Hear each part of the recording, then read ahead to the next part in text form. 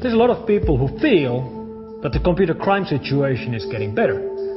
I claim that it's actually getting worse, and I'm going to show you exactly why we think that and why it's likely to continue to get worse.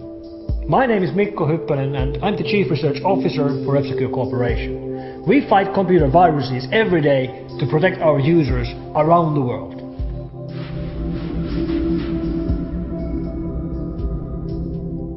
Here's a chart showing the amount of numbers starting from 1986 when we found the very first PC viruses. And as you can see, over the last 2 years, the growth has been pretty astronomical. Now many people don't understand this because they are still thinking back to the large outbreaks with viruses like Slammer and Blaster and Sasser and MyDoom and Love Letter, which 5, 6, 7 years ago went around the world and infected millions of PCs, becoming front page news all over the world. But viruses have evolved. Today, the virus writers aren't writing viruses for fun. They aren't writing viruses to get to the cover of the magazine. They write viruses to make money. And that changes everything. Now these virus writers are generating much larger amounts of viruses and using them for a very limited amount of time and throwing them away. And that includes millions of new viruses coming into our systems. So the situation seems to be getting better when it actually is getting worse.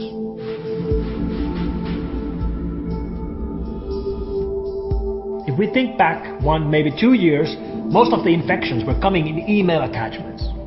That doesn't work very well today because operators are filtering out malicious attachments. So the attackers have shifted tactics, and now it's much more likely to get infected by just surfing the web and happening to end up to a web page which contains an exploit which infects your machine just by visiting the page.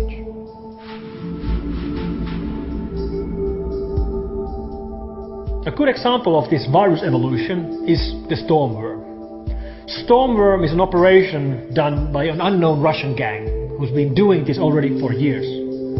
They used to send out massive spam runs with infected attachments, but now they've evolved and they're mostly now sending emails which don't contain an attachment at all. Instead, it contains a web link. So you get an email pointing you to a greeting card or a free game, or even something pretty clever like receiving an email which tells to you that did you know that there's a video of you in YouTube. And people get these mails and then they follow the link, which looks like it's going to YouTube when in reality it actually goes to a drive-by download web page which will infect them. And what Stormworm really is all about is infecting large amounts of computers to build a botnet. Now traditionally botnet always had a central server, and it was pretty easy for us to shut down botnets like this. We just locate where the server is and we shut it down and the whole botnet dies. In Storm there is no central server. In Storm the infected machines connect to each other, creating a peer-to-peer botnet with no central server at all, which means we can't shut it down. Which also means that all of these machines are not just bots, they're also web servers, serving infected web pages to infect even more users. And every time the user downloads a malware from one of these sites, the malware changes. So we would take our machine and connect to one of these infected bots and download the malware multiple times so we can analyze how it changes. But when we do this bot would automatically detect that hey, this guy is downloading the same malware over and over again, he must be an antivirus guy. And this bot would automatically launch an attack against us. It would tell all of his friends and now they would all attack us. And this is something that we've never seen before. We've never before seen a botnet which automatically and aggressively retaliates against anybody who tries to analyze it.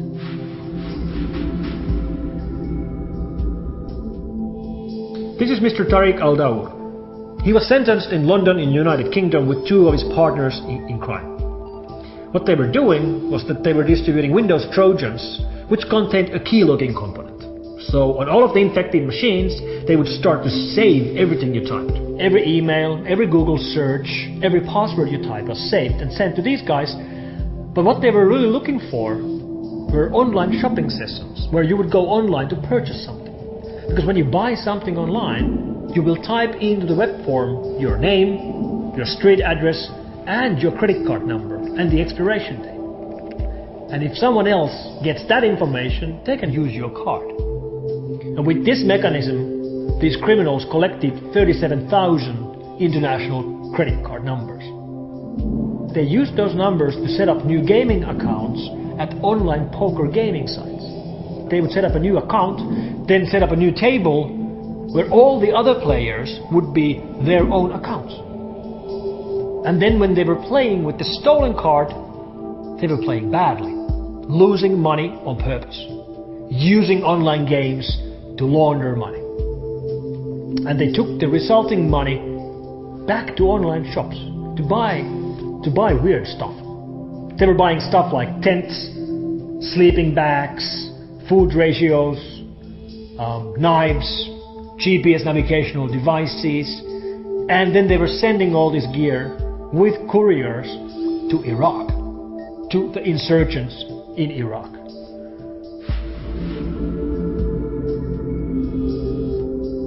Credit card numbers, hologram for credit cards, bank accounts, fabricated passports, pretty much anything's for sale.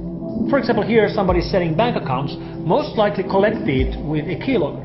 So you can see the amount of money in each of these bank accounts, and the guy here is selling it for a fraction of the money on the accounts. And he's selling them because he himself don't have means to cash the money without getting detected. So he's selling it to someone else who can do that.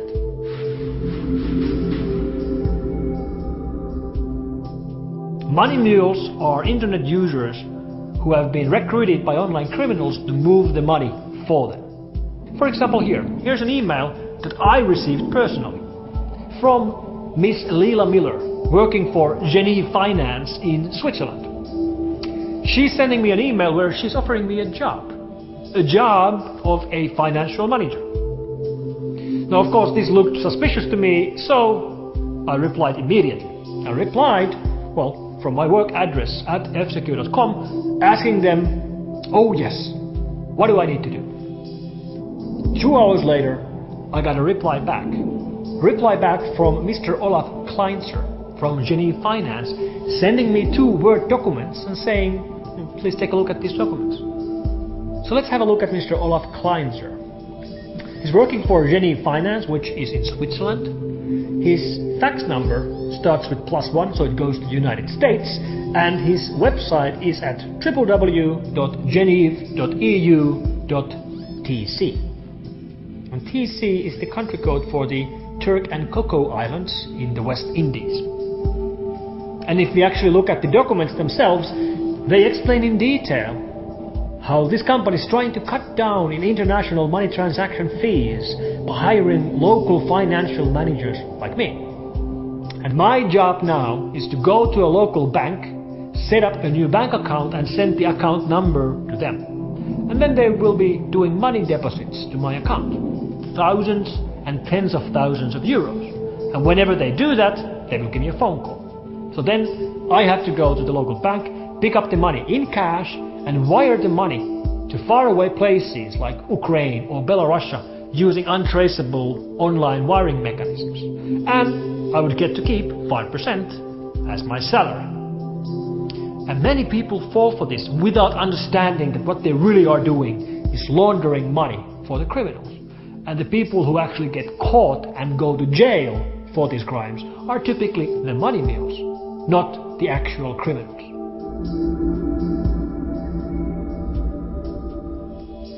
I started with a pretty depressing statement, so I want to end with a promise. A promise to continue this fight, to evolve as the threat keeps changing, to protect you, no matter what it takes.